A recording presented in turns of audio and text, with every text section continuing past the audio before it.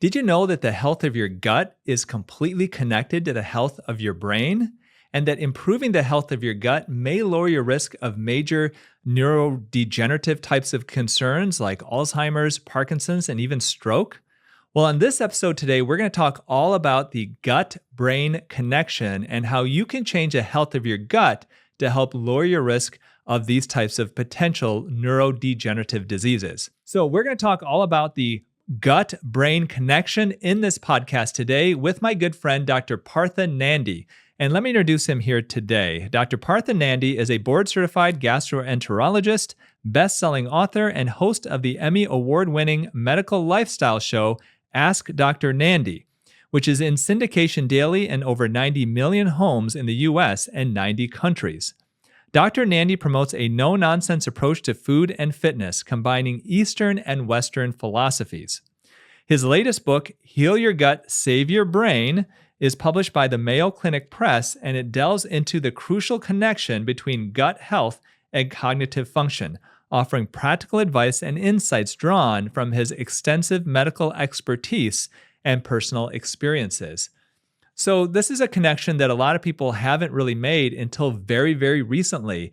And this really is the cutting edge of true integrative medicine, where you combine Eastern and Western philosophies. And I'm so excited to bring this episode for you this week.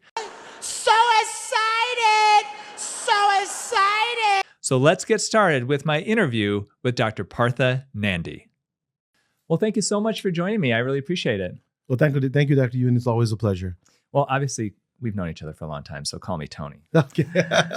All right, well, let's start with your journey. How did you go from being a kid to becoming really one of our city's top gastroenterologists and being the host of your own nationally syndicated television show? Yeah, Tony, the journey began. My mom was a huge influence in our life, and when she would cook, my sister and I would sit by her, and she would tell me stories about her dad, my grandpa, and what he did for the community. Old school doc. He would see patients, and then whatever they had, they brought a chicken or they brought some money, he would take care of them. And that inspired me to think about, hey, I'd like to do something like that. Then I was about, I think six and a half years old, and I had a unbelievable health scare. So I was like any other 6-year-old driving their parents absolutely nuts. Yeah. Until one day I stopped. I had a little bit of joint pain, but more than that, I lost interest in doing everything. And the only thing I liked, and this was in India, so we loved cricket. The only thing I liked to do was watch cricket games. And that was my only interest. So my parents saw that, and we went to countless doctors, had no idea. They couldn't really diagnose me with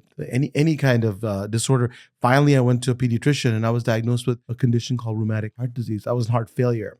Oh, wow. And so I went to doctor after doctor. I even was covered in garlic. In India, you see traditional doctors and you see alternative doctors. Yeah. It's not like, it's out of the ordinary. So I went to one who said, cover him in garlic and take the poisons out. Clearly that didn't work, but just gives you an idea of the background that I have. Yeah, let's fast forward, and I've got rheumatic heart disease. I get in the hospital. It was Christmas Eve. My dad and I went to the hospital, and I was poked and prodded. And there was one doctor, Dr. Chandrasekhar, who essentially saved my life. If he had not diagnosed me with rheumatic heart disease, for some reason my symptoms must have been vague and it wasn't diagnosed. But he diagnosed the condition and he saved my life. For a year, I was on bed rest, and I finally recovered. And with that experience, I said to myself, I want to do something like this man. So, I just like you, I went to medical school and I chose gastroenterology as my specialty because I love the fact that you could do something procedural where somebody comes in with a bleed and you stop it, and also do something with medicine where you can, kind of dive into their problems and develop a relationship. So I became a gastroenterologist. One of the most important things that happened to my life is when my dad, who was my hero, and you know about this, he suddenly had a stroke. Very healthy, never hospitalized, and one day just developed this devastating stroke that took 10 years of his life. And essentially couldn't enjoy his grandkids. And at that time, when he had the stroke, I became a caregiver. And you're a great doc, and I thought it was a pretty good doc. I was empathetic, but I had no idea what it was like on the other side. Yeah. I'll give you an example. My dad was hospitalized, and he was at a major hospital, and he was in the rehab center after, or not in the inpatient rehab center. And my sister and my mom were there, and I went to do rounds. I come back, and they're crying. I said, "What happened?" He said, "Well, the doc told me that told us that there's no hope for your dad. You might as well just take him home because he'll probably not do well." So I said, was the first day we were in the inpatient rehab. So the next day I come back and, and this time I say, I'm going to see the doc and not go do rounds. So the doctor comes in, and this what happens in teaching hospitals. You've got the attending doctor, and then you've got the resident fellow, like a whole tree, like a whole line of people. And he comes in, and I say, Doc, I know you're very experienced, but you saw my dad for one day and you made a decision that literally he's not going to do well. So what would happen if I did that with my tough patients with Crohn's disease? If I just say, well, just call it a day. Let's just take out whatever part of the intestine. We are supposed to be our patients' advocates. If we are not advocating for the patients, what would happen? Now, he was red-faced and he was embarrassed, but he understood that, listen, we have to do better. And people don't know this, this. There's something called a DRG, which is a diagnosis-related code. And what happens is my dad, who had a devastating stroke, would be in that unit for a much longer time compared to someone who has a mild stroke, maybe out of there in a week. And if you get paid the same, my dad was a cost center and not a person that they wanted to treat. So who would know that? Who would be able to, you come in, you just think, well, everything is just for the care of the patient. So those kinds of experiences led me to believe that we need to tell people a little bit more, not just about how to prevent disease and take care of disease when you're having problems, but also the other side of medicine. So we began a show in one station in Detroit called Ask Dr. Nandi, and that then grew to be syndicated throughout our country and the world. But the goal was to give people the tips and the advice and the tools to be able to live the best life you can, which is to be your own health hero. That began my journey towards what I'm doing now. So your father's story really helped prompt you to write this fantastic new book, Heal Your Gut, Save Your Brain. This book is out as you're listening and watching right now, available everywhere books are sold. You're a gastroenterologist, as you mentioned, and this book really is one of the first ones that I've seen that really connects the health of the gut to the health of the brain. And how did this kind of come around for somebody who is treating patients every day with gut health issues? How did that connection happen to you or for you? Because this is not something that is taught in traditional medical school, and I'm assuming in residency training. No, or fellowship. And when I told you, when my dad had his stroke, he was very healthy. And I couldn't understand why he would have this devastating stroke. And at that time, I just, and I asked the neurologist, and nobody could really find a good reason. So, and I said, I really want to see what could I have done differently to be able to not have him have the issues that he has now. And so fast forward, 10 years now, the research, as I was delving into this, between the gut and the brain has evolved tremendously. The stuff that we know now wasn't even available when my dad had the stroke.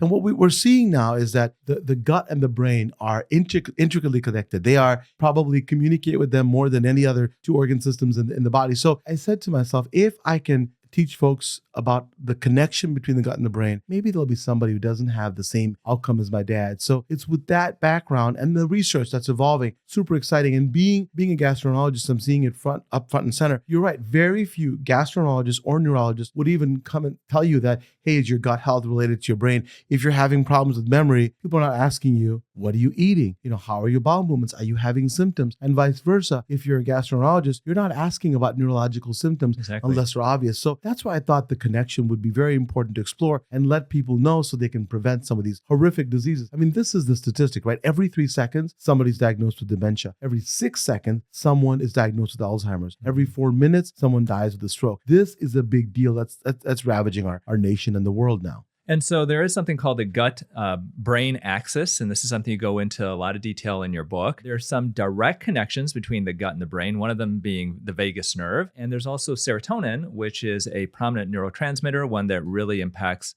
your mood, how you think in a lot of ways, and that is made 90 to 95% in your gut. So can you expand a little bit about this gut-brain axis, true physical, connections that are there, and then maybe ones that aren't quite so obvious? Absolutely. I think of the brain and the gut as 2 teenagers who are about to go to Taylor Swift concert. And so they are constantly texting each other, right? Yeah. They are communicating constantly. So you mentioned, really important pathways in which they communicate. The biggest one is the vagus nerve. It's kind of like the information superhighway going back from the brain and the gut. And it's bidirectional, which means it goes from the gut to the brain and vice versa. So direct communication. The second one, and you mentioned, this is neurotransmitters. So fancy word, these are chemical messages messengers that are basically created and sent from the gut and the brain and vice versa. The one you talked about, it's pretty interesting, the serotonin or the feel-good hormone. When I tell patients that 95% is made in the gut, and we always say, well, I've got a gut feeling, I have butterflies in my stomach. So we know that your gut really controls a lot of your emotions. We thought about that with these adages, but now we know that science is showing that. So that's the second way it communicates. What the gut also has the most sophisticated immune system and the most sophisticated neural system in its wall. So the neurological system. So by how it protects itself and the rest of the body is also important in how it communicates to the brain. So for example, people don't know that between stool and blood is one cell layer thick, right? So you got one cell layer thick. If that immune system is not working well, then inflammation or irritation in small amounts happen. And we call that, leaky gut or intestinal permeability. When that inflammation happens, and you can affect the gut and some of these metabolites that are created that are inflammatory or irritating can actually go throughout the body in the gut. So the gut and the brain are intricately connected, and it really helps your overall health, both gut health and brain health. Well, let's talk a bit about the microbiome. Can you explain what the gut microbiome is, and then talk about how that is important to your brain health and your brain functioning? I talk to my patients about this all the time. When I tell them that there are trillions of little critters in their intestinal tract, they go, "Oh my gosh, I can't believe it." And what's more important than just the I'm awestruck about the trillions of bugs, that they actually do so much for your gut health. So gut bugs are called probiotics, right? We call them probiotics. The food that they eat are prebiotics, and the products that they produce are called postbiotics. And the postbiotics can change a lot of things in your gut. So we talked about neurotransmitters like serotonin. We know that the gut microbiome actually produces the serotonin. And if you don't have the right mix, you're not going to get something like serotonin. So if you're eating the wrong foods, so let's say you're eating the SAD diet, right? The standard American diet, you may not be gleeful, right? The serotonin is a feel-good hormone. You may not be able to have those emotions come about. We think that our thoughts are our own, right? One of the things that I feel, and most people feel like, boy, the way I think and the way I process thoughts are so unique to me. But turns out, if you change the concentration of serotonin, for example, that's going in your brain, you think completely differently. Like the guy who, and as I was coming here, there was a guy who showed me one of his fingers because he was not happy the way I drove. I mean, my reaction to that person.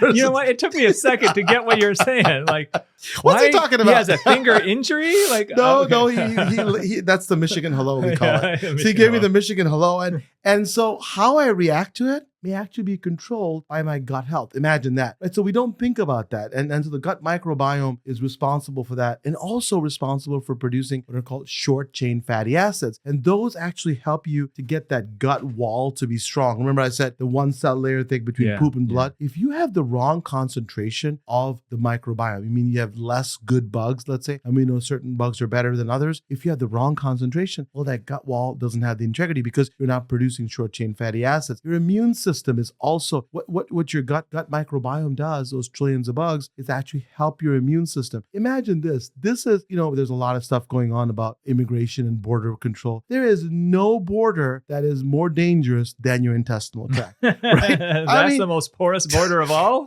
No, the least porous. But think about all the crap that comes through. Yeah. People are putting whatever. And now there's stuff that is impersonating as food, right? They're just chemicals, but they taste like food, so people put it in their mouth. Your gut's immune system has to look at every single one of those molecules and determine, is that going in? Is that staying in the intestinal tract? Or should I unleash the power of all of my cells? So in the gut, right, you have the Army, the Navy, the CIA, the FBI, ATF, they're all there in the wall to protect you from stuff going in. And so the gut microbiome is such a partner for us to be able to stop bad things from going in. And if they do, what happens? We have an epidemic, and you know this. You have an epidemic of skin diseases, gastrointestinal diseases that are autoimmune. And part of the theory of why this happens is that we have more and more inflammatory mediators. So in English means stuff is going through because we are bombarding our body with bad stuff, which is creating our microbiome to be unhealthy. So the microbiome is an integral part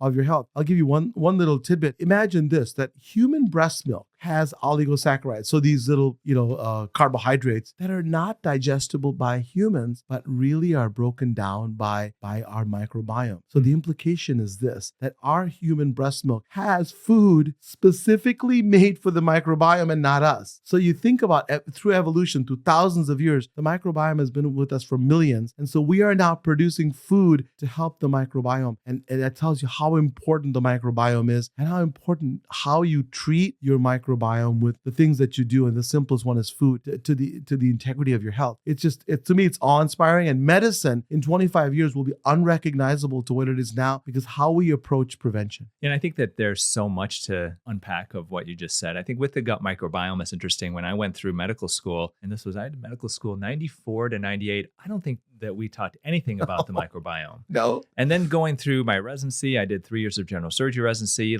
think about it then. And that's a lot of gut health and gut surgery and all of that. And then we learn more, about it afterwards. You start hearing about alternative medicine practitioners talking about it. I'm like, what is that? And then maybe, 10 years ago, you start hearing people who've got GI issues, irritable bowel, a lot of this maybe have some relation to these microbes in your gut. Fast forward now to today, and you wrote this fantastic book, and a big part of it is how the microbiome can influence even your brain and your brain health, and there are connections between the health of the microbiome and neurodegenerative diseases. And where are we going to go to next? It's like there's so much, I think, that we are learning, and every year there's more and more we're finding how important the gut microbiome is to our overall health. It's like, what's the next thing? Just a fascinating thing that I learned many years ago. I guess not that long ago. One of the huge things right now, and I'm sure you have patients ask about all the time, are the weight loss medications like Ozempic. And there was a study that was done on rats before where you basically do a fecal transplant from a skinny rat, a thin rat, to an overweight rat, and the overweight rat loses weight afterwards, eating the same diet. It's just, and so the health and the microbiome and how it impacts your health has so many impacts in so many facets of our health that we don't even realize. It could be one of the main reasons why certain people are overweight and other people are not. And now we're,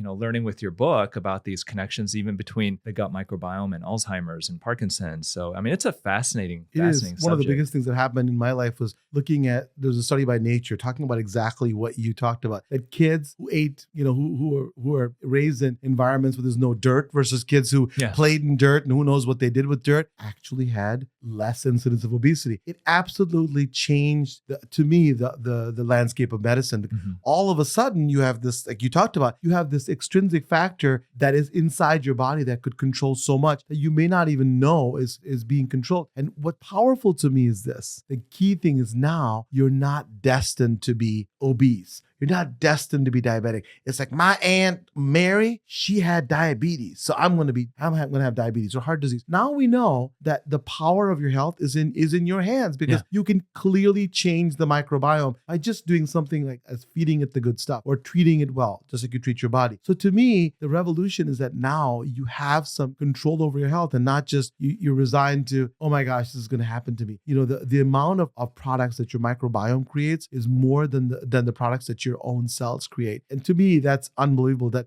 really who's zooming who here? Are we just big lumbering, vehicles for these trillions of bugs to get food and move around? Or are we in control? It's a little bit interesting because like I told you, if you have breast milk feeding the microbiome that we know humans can't digest, what actually is going on? So it's going to be a lot of exciting stuff to discover.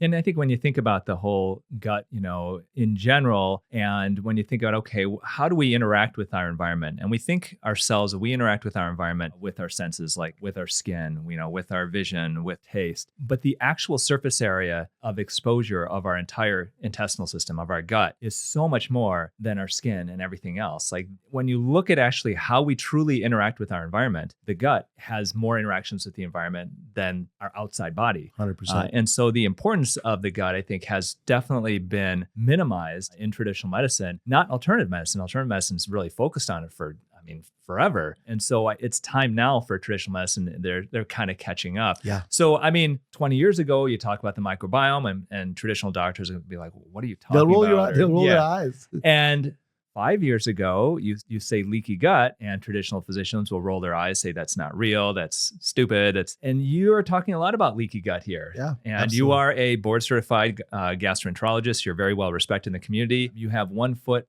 planted in traditional medicine, one foot planted in kind of holistic Eastern type medicine. So talk a little bit about leaky gut. I know you mentioned it a little bit before. Can you explain what exactly leaky gut is and how that impacts our health, and then specifically how that impacts the health of our brain? Yeah, so it's always good to talk about the evolution of alternative medicines. Like leaky gut was, are you crazy when you went to regular traditional doctors? Now there's a more acceptable term. It's called intestinal permeability. And you go to major GI meetings, there's a whole day of presentations about intestinal permeability. And what we're seeing now is, just as being a science geek, in electron microscopy, you can see the actual cracks, in that border, right? So it's not gaping, they're not gaping holes, they're little tiny cracks. So what does that have to do with anything that we're talking about in the book? Well, this intestinal permeability or leaky gut leads to small little parts of bacteria that can go into the bloodstream, or what we call macromolecules, or stuff that's in your intestine that your intestinal wall is kind of processing, gets through. Once it gets through to the bloodstream, then you've got all of your snipers and your army of the body, like they're activated. It goes, what is this? Why is it in our blood? Because it's essential for our immune system, right? Our defense system, to be able to make sure nothing comes in our bloodstream and kills us. So when they see these little tiny particles of bacteria, they start attacking it. Or they see these, little tiny pieces of either food or little pieces of, I'll call it poop, that's coming in microscopic, not big giant, a piece of anything, but it starts attacking it. And that then results in inflammatory mediators. So in English, these little molecules that inflame other parts of the body, and they start traveling to places like the brain. Then in the brain, there's something called the blood-brain barrier. The brain also doesn't like any guests. It's very, very, very introverted. It doesn't like anything going in and doing anything bad to it. So there's this brain-blood barrier that doesn't let anything in. Well, we got these inflammatory mediators, the stuff that's coming through your intestine. If they go and bombard your brain over a period of time, it causes that blood-brain barrier to be more leaky. And then it goes in and begins inflammation in the brain. So the analogy I give is, I don't know if anybody's heard of what the old name for Istanbul was, Constantinople. Mm-hmm. So Constantinople for centuries stayed,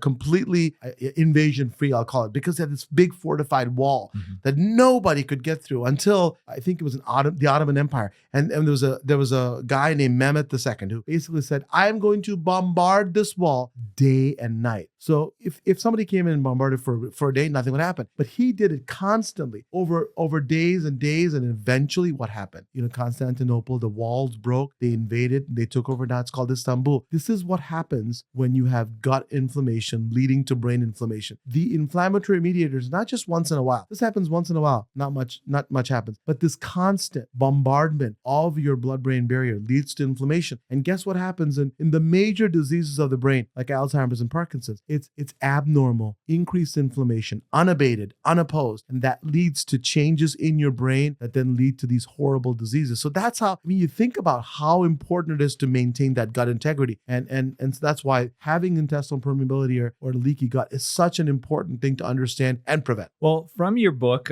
Heal Your Gut, Save Your Brain, you give 4 tips to improve gut health. And so I'd like to just go over these, and these are very direct, I think, actionable tips. And if you can give me a little bit of your thoughts on each one of these. So the number 1 tip is, do not eat out more than once a week. This is tough because I can't tell you how many times we eat out a week now. Why is that important not to eat out as much as maybe some of us, myself included, are eating out nowadays?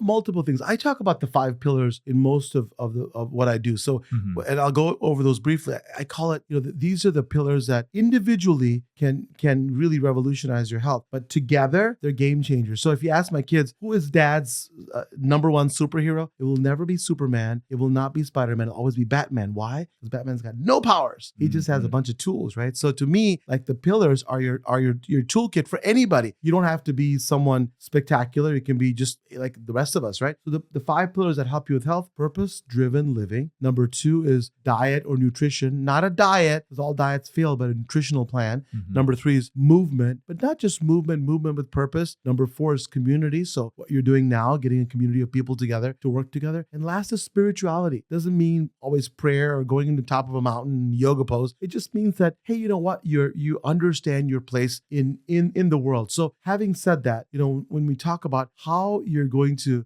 figure out your nutritional status, if you go out more than once a week, here's the problem. Restaurants are not here to help your gut health, right? They're here to make profit. I used to be a busboy and a waiter. I know what's in those restaurants, and it's not great. And what you're doing is, if you did it once a week, but if you're constantly bombarding your intestinal tract with the stuff that they're putting in there, you're going to develop these problems. So for me, when I see me and my partners and I in gastroenterology, we are my average wait to see a patient, which I'm not proud of, is maybe 2 months or 2.5 months. Why? Because we have a nation that's plagued with bloating, gas, change in bowel habits, constipation, brain fog, all of these things. And a lot of it's what we put in our body. So when you go to a restaurant and the additives, you don't know what they're putting in. So the other nice thing is, when you don't go to a restaurant and you have to eat to survive, you do the unthinkable, Tony. You go in the kitchen, and then they usually don't let you in the kitchen. So, I forced myself. Yeah. I'm very persuasive. I'm like a linebacker. So you do things like cut vegetables with your kids. And my kids, the best meals they ever had were the ones they prepared. No matter what it is that they make, it's always like the ultimate best. And they're watching. They go on Siri or Alexa, give me tasty meals. And so they like. So you're doing the community. You're doing. To me, it's a calming experience and spirituality. You're talking about purposeful living, because you're telling your kids, this is what you put in your body. And if you start now, you can be superheroes too. So that's why I think eating out once a week is okay. For me, none is even better, because you can really do a lot by just cooking. Okay, so your number 2 tip to improve gut health is try to avoid processed foods and limit them to no more than 25% of your meals. I have an 80-20 rule, typically, if I can do it, even if I do 90-10, because I really still have to go to birthday parties for my kids, etc. Yeah. You can't just say, by the way, here's my menu list if you want to invite me. And if you have only gluten-free, unprocessed foods, otherwise I'm not attending. So I'm not doing that, right? So I'm just eating. So if you eat processed foods the minority of the time, and you could use 80-20 rule, because you still have to live, you're again reducing the exposure of simple carbohydrates, bad fat. To me, a pepperoni pizza is your penultimate weapon against good gut health, right? So bad carbs, bad fat, processed foods, preservatives, all in one wonderful package to destroy your gut. So when you do that all the time, right? You stop at, your local fast food restaurant for breakfast, you go and get some sandwich and fries and one piece of lettuce. And then for dinner, you do the same thing. You call DoorDash and you roll your sitting chair to the door as they bring the food. I mean, you're not doing service to your gut. And so if you can minimize your processed foods, fantastic. What is it specifically about processed foods that are harmful to your gut? I think that processed carbohydrates and processed fats, what they do is create a microbiome that's not favorable. So for centuries, right, our microbiome has been used to eating unprocessed carbohydrates, unprocessed fats. In the last 50 years, we've changed everything dramatically. So we haven't given our gut the ability, a time to be able to adjust to that. So what's happening is that if those foods are not processed properly, and you create an imbalance of your microbiome. And again, like I talked about, leaky gut, the integrity of the wall, the immune system, all of it, the neurotransmitters. I mean, think about it. There's an epidemic of suicide. There's an epidemic of anxiety amongst our young people. And of course, there's lots of factors, but a big one is what we're putting in our bodies and feeding our microbiome that's creating this environment. Okay, so your number 3 tip to improve gut health is to consume organic, non-GMO foods as much as possible. Why is it important for somebody to go organic and non-GMO? I think as much as you can, because there are cost constraints, right? So to me, if for example, if you're eating an apple and that skin is part of what you eat and it's very close to, what you're putting in your mouth, then you have to think about organic, because the pesticides and chemicals that they put in your body are deleterious to your, not just your microbiome, but your gut wall and your body in general. There's evidence now that you can actually cause more autoimmune disease, malignancies with these chemicals that are there. So if you can pick organic, non-GMO foods as much as possible, especially things that have thin skin, right? So maybe an orange, if you are budget constrained, maybe you don't get an organic orange or a cantaloupe, but things that are, like a peach, for example, or foods that don't have strawberries. Exactly. And things like that you're eating directly in the skin. You want to be able to give organic, non-GMO. And remember, organic, if you have organic foods, then typically at least 95% of it's going to be non-GMO.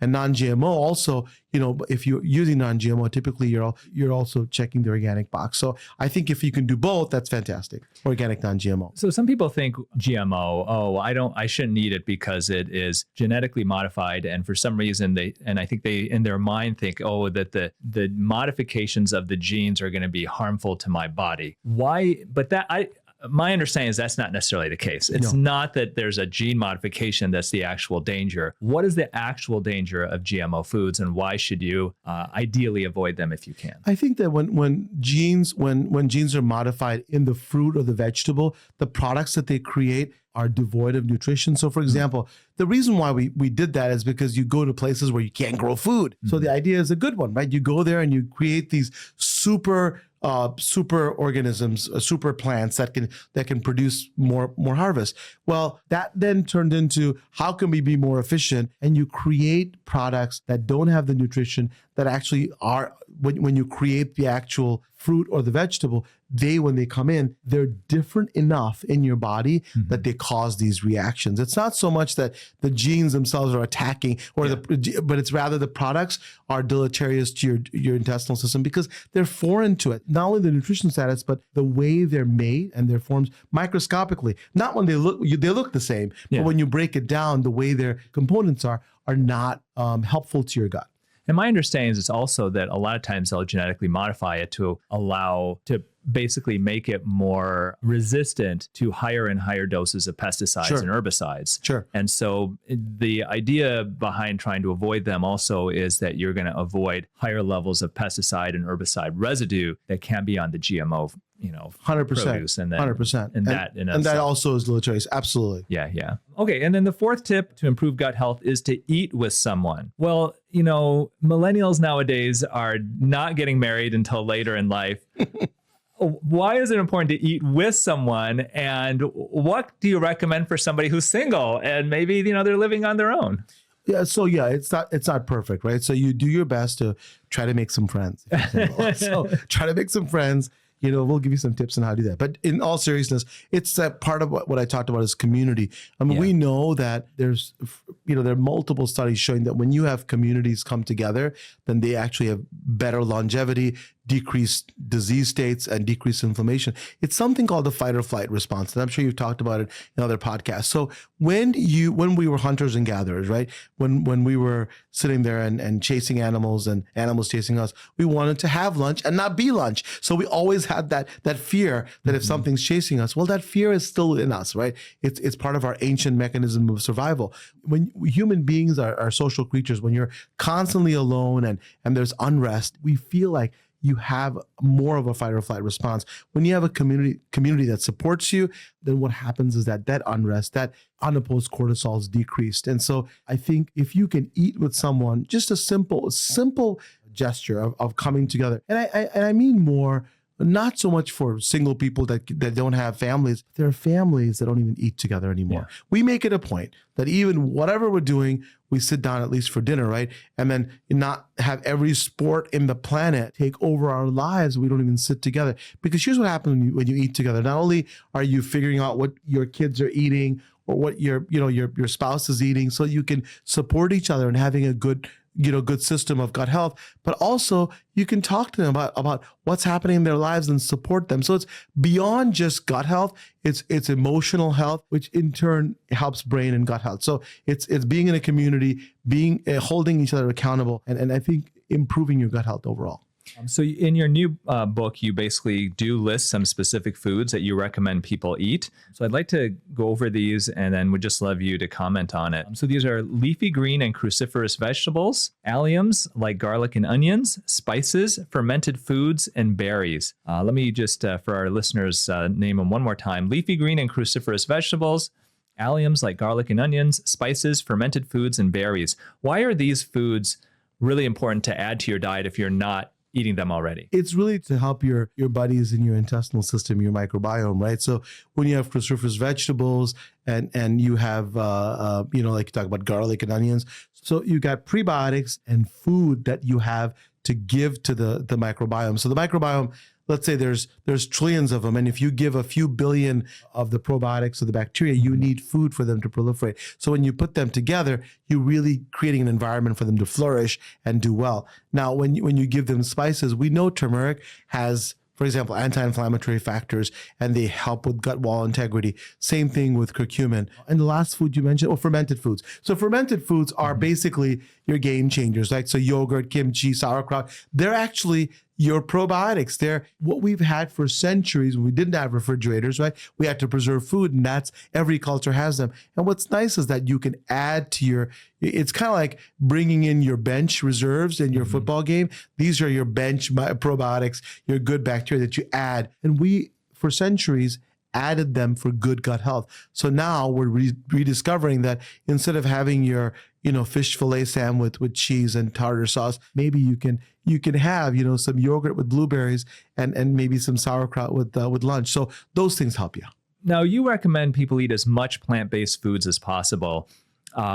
There is a lot of online trends lately, diet-wise, and I would love to ask you about some of your thoughts on them. So the first thing is, what do you think about a vegan diet then? You do really mention in your book a lot about, trying to eat as much plant-based foods. You mentioned Michael Pollan's, his quote about, eat real food, mostly plants. Yes.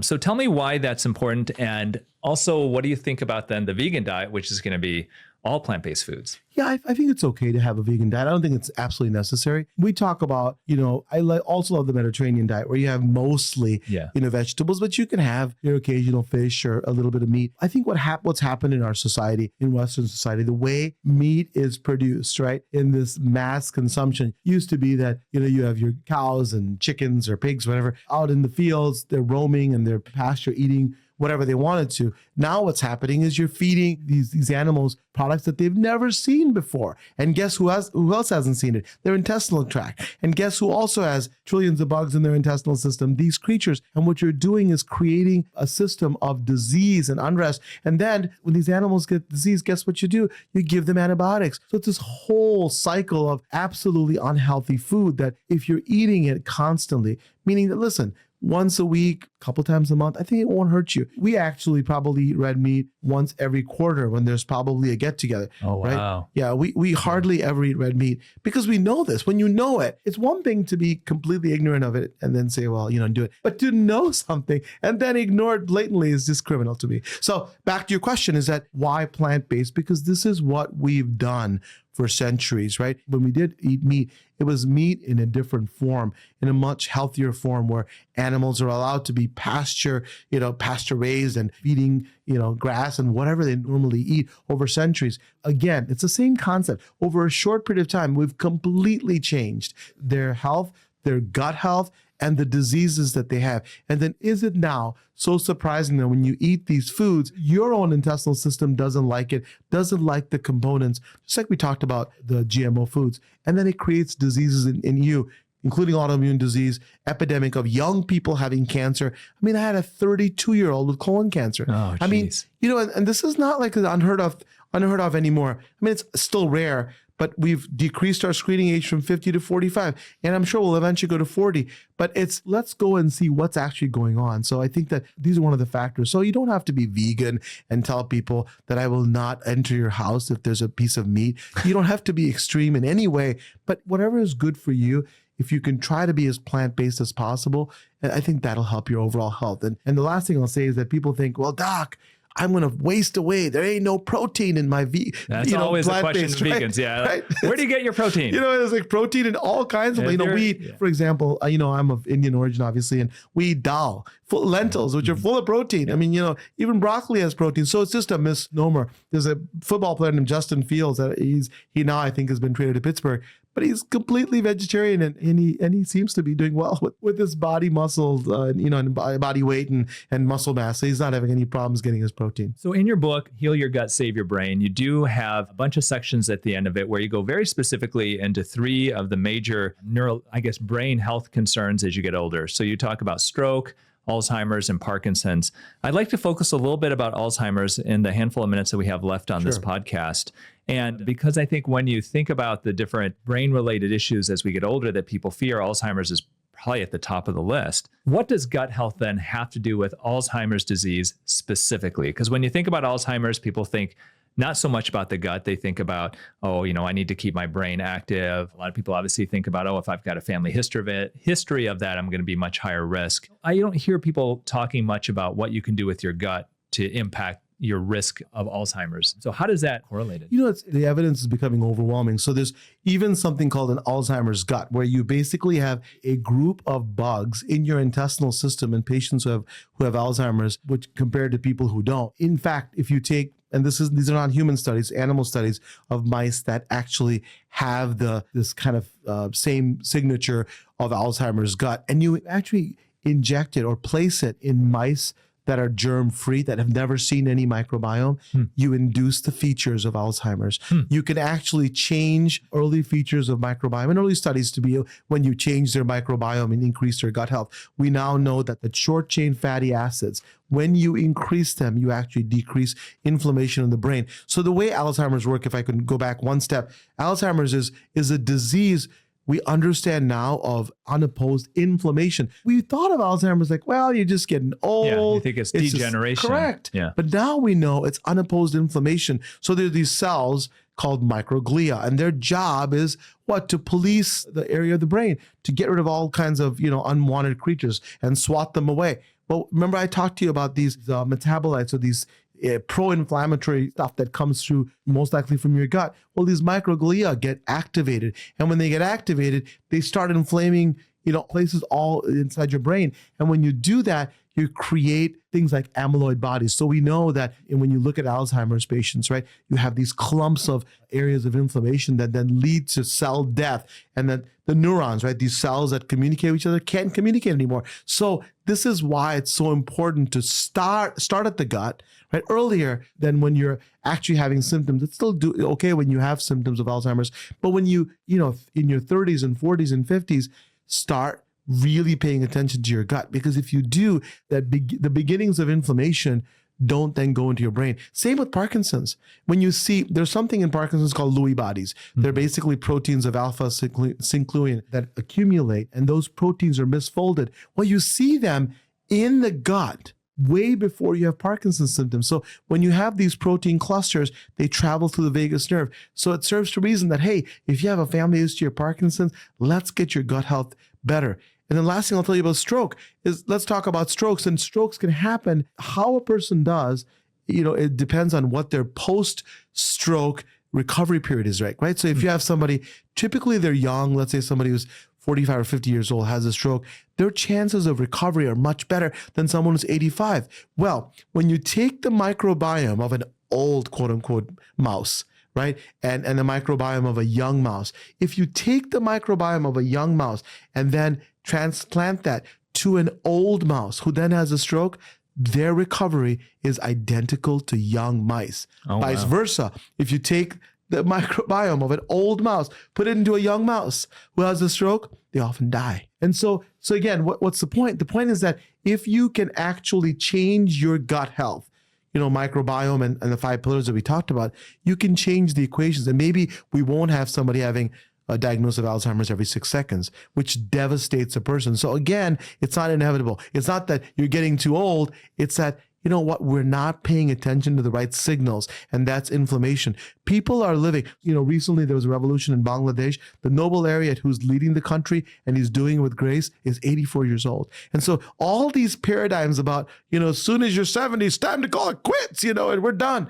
You can live into your 80s and 90s and live with health and vigor. And I think that's what this book is all about. So my guest this week is Dr. Partha Nandi. He's got a new book, Heal Your Gut, Save Your Brain. It is available everywhere books are sold. I would strongly encourage you to pick up the book to read it, especially if you've got a family member or if a family history of Alzheimer's, of Parkinson's, of stroke. You want to know how you can connect the health of your gut to the health of your brain. Would strongly encourage you to pick up this book today. It's a fascinating read. It's filled with basically the most up-to-date information, and it's really going to open up your body and your mind, I guess, to a new way of thinking about how you can be healthy in your brain because of focusing actually on your gut. And so I really commend you for writing such a great book, and I hope that it's a huge seller for you, because I think definitely this is a message that needs to get out there, and people need to learn that your health is in your hands, specifically the gut microbiome and changing that up. So thank you so much for joining me today. Where can people find the book and find out more about you? Yeah, thanks for having me. And yeah, the book, you can find it on Amazon. You can find it anywhere books are sold. You can go to bookstores, or you can go online. But again, thanks for giving people the tools to be able to live a better life and a healthy life. So I appreciate you doing that. Well, thank you so much, everybody, for joining us. My name is Dr. Anthony Youn. This is the Dr. Youn Show. And as always, if you've been enjoying this podcast, if you could leave a rating or review on iTunes, Spotify, or wherever you get your podcasts, it definitely helps me spread the word. And we'll see you next week. Remember, as always, to eat real food, use clean skincare, and auto-juvenate before you operate.